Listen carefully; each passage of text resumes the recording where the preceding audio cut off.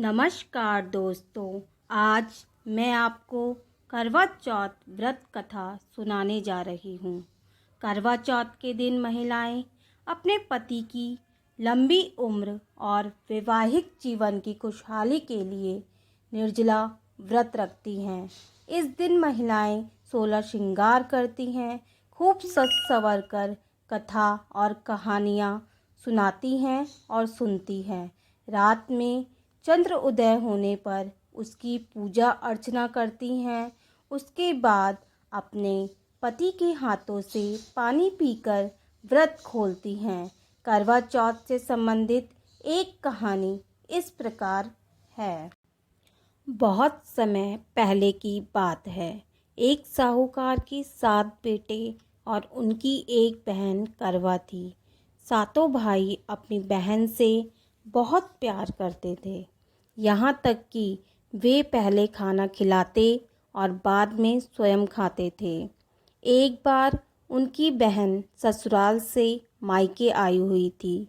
शाम को भाई जब अपना व्यवसाय बंद कर घर आए तो देखा उनकी बहन बहुत व्याकुल थी। सभी भाई खाना खाने बैठे और अपनी बहन से भी खाना खाने का आग्रह करने लगे, लेकिन बहन ने बताया कि उसका आज करवा चौथ का निर्जला व्रत है और वह खाना सिर्फ चंद्रमा को देखकर और उसे अर्घ देकर ही खा सकती है, क्योंकि चंद्रमा अभी तक नहीं निकला है। इसलिए वह प्यास से व्याकुल हो उठी। छोटे भाई को अपनी बहन की हालत देखी नहीं जाती है और वह पीपल के पेड़ पर एक दीपक जलाकर चलनी की ओट में रख देता है। दूर से देखने पर वह ऐसा प्रतीत होता है कि जैसे चतुर्थी का चांद उदित हो रहा है। इसके बाद भाई अपनी बहन को बताता है कि चांद निकल आया है, तुम उसे अर्घ देने के बाद भोजन कर सकती हो। बहन खुशी के मारे सीढ़ियों पर चढ़कर चांद को देखती है, उसे अर्घ देकर खाना खाने बैठ जाती है। पहला टुकड़ा मुंह में डालते ही उसे छींक आ जाती है। दूसरा टुकड़ा डालते ही उसमें बाल निकल आता है और जैसे ही तीसरा टुकड़ा मुंह में डालने की कोशिश करती है तो उसके पति की मृत्यु का समाचार उसे मिलता है। वह बौखला जाती है। उसकी भाभी उसे सच्चाई से अवगत कराती है कि उसके साथ ऐसा क्यों हुआ है। करवा चौथ का व्रत गलत तरीके से टूटने के कारण देवता उससे नाराज हो गए हैं और उन्होंने ऐसा किया है। सच्चाई जानने के बाद करवा निश्चय करती है कि वह अपने पति का अंतिम संस्कार नहीं होने देगी। अपने सतीत्व से उन्हें पुनः जीवन दिलाकर रहेगी। वह पूरे 1 साल तक अपने पति के शव के पास बैठी रहती है, उसकी देखभाल करती है। उसके ऊपर उगने वाली सुई नुमा घास को वह एकत्रित करती है। 1 साल बाद फिर करवा चौथ का दिन आता है। उसकी सभी भाभियां करवा चौथ का व्रत रखती हैं। जब भाभियां उससे आशीर्वाद लेने आती हैं तो वह प्रत्येक भाभी से यम सुई ले लो और पिए सुई दे दो, मुझे भी अपने जैसी सुहागिन बना दो, ऐसा आग्रह करती है।